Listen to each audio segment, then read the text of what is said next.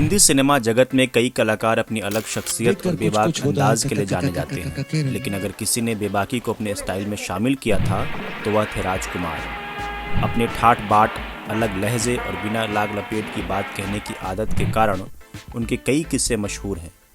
उनके तंज का शिकार बड़े बड़े सुपरस्टार्स भी हुए, जिनमें दिलीप कुमार, अमरीश पुरी और रामानंद सागर जैसे दिग्गज भी शामिल थे। राजकुमार और दिलीप कुमार, एक शांत, गंभीर और संजीदा कलाकार तो दूसरा ठेठ, बिंदास और मुंहफट। दोनों की शख्सियतें बिल्कुल अलग थी और जब ये एक ही फिल्म में साथ आए तो टकराव होना लाजमी था। बात 1968 की फिल्म संघर्ष की है। पहले इस फिल्म में राजकुमार को कास्ट किया जा रहा था, लेकिन जब उन्हें कहानी सुनाई गई तो उन्होंने इसमें बदलाव की मांग कर दी।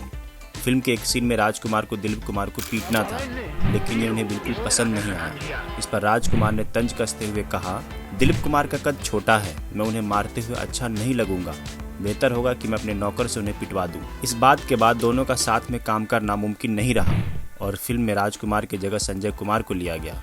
हालांकि करीब 32 साल बाद 1991 में सौदागर में दोनों ने एक साथ काम किया था। राजकुमार की हाजिर जवाबी का शिकार अमरीश पुरी भी हुए।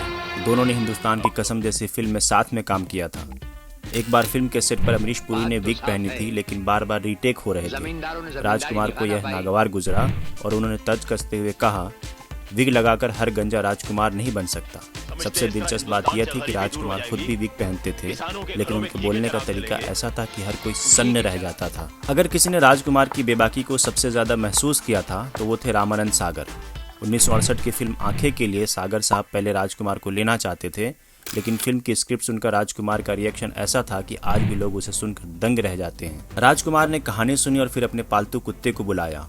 उन्होंने पूरी स्क्रिप्ट अपने कुत्ते के सामने दोबारा सुनाई और फिर उससे पूछा, क्या तू इस फिल्म को करना चाहेगा? इसके बाद उन्होंने रामानंद सागर की ओर देखा और कहा, देखो, मेरा कुत्ता भी इस फिल्म में काम करना नहीं चाहता। ये सुनकर रामानंद सागर अपमानित महसूस करते हुए वहां से चले गए और दोनों ने फिर कभी साथ में काम नहीं किया। राजकुमार सिर्फ फिल्मों में ही नहीं बल्कि असल जिंदगी में भी अपने अंदाज के लिए मशहूर थे। उनकी महंगी सूट बूट पहनने और एक खास परफ्यूम लगाने की आदत थी। एक बार एक निर्देशक ने उनकी परफ्यूम की खुशबू पर कमेंट कर दिया और कहा, राज साहब, आपकी खुशबू दूर दूर तक फैलती है। राजकुमार ने तुरंत जवाब दिया, मुझे खुशी है कि मेरी खुशबू फैलती है, वरना कुछ लोगों की तो सिर्फ बदबू ही फैलती है। ये सुनकर सेट पर मौजूद सभी लोग हंस पड़े और निर्देशक साहब चुपचाप वहां से खिसक लिए। ऐसा ही वाकया जुड़ा है सदी के महानायक अमिताभ बच्चन के साथ। यह घटना एक पार्टी की है जहां दोनों दिग्गज अभिनेता मौजूद थे। अमिताभ बच्चन उस पार्टी में एक शानदार सूट पहनकर पहुंचे थे, जिसे देखकर हर कोई उनकी तारीफ कर रहा था। राजकुमार ने भी अमिताभ के सूट की तारीफ करते हुए कहा, जानी, मुझे तुम्हारा सूट पसंद आया।